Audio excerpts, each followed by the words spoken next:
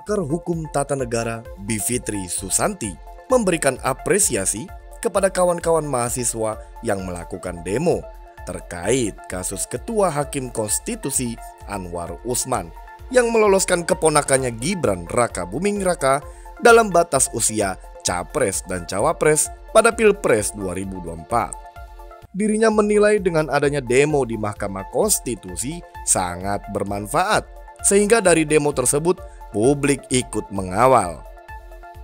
Jadi yang berdemo teruslah berdemo karena menurut kami bagus ya untuk memberikan informasi yang cukup juga kepada publik dan dalam menjernihkan dalam situasi politik.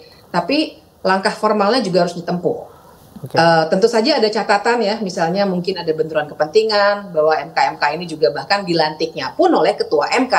Jadi ada keraguan itu tak akan bisa dipinggirkan begitu saja. Tapi bagi kami ketika ada forum yang tersedia itu tetap harus kami gunakan supaya ada direct impact-nya gitu ya. Jadi nggak hanya mewacanakan tapi juga ada aksi yang konkret supaya ada sesuatu yang terang. Yang penting kan itu dulu, publik dapat kejelasan dulu. Kalau tidak, sekarang ini kan seperti perdebatan yang tak habis-habis. Kami bilang ada kekeliruan, orang yang diuntungkan bilang pokoknya jalankan saja.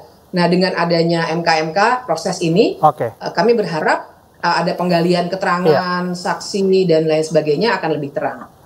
Bivitri juga mengharapkan bahwa MK harus memberikan informasi ke publik dengan transparan, sehingga publik dapat mengetahui secara jelas apa hukuman yang akan diterima oleh Hakim Mahkamah Konstitusi tersebut.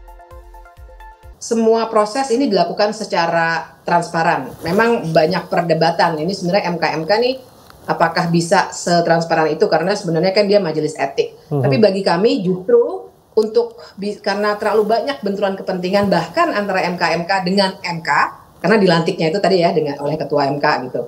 Jadinya keraguan ini hanya bisa ditepis dengan memberikan proses yang sangat transparan, dan pada akhirnya nanti pertimbangan-pertimbangan MK di ujung juga harus secara rasional memberikan alasan mengenai pelanggaran yang sudah terjadi dan hukuman yang akan diberikan. Yang bagi kami harusnya sih memang sanksi terberat tadi.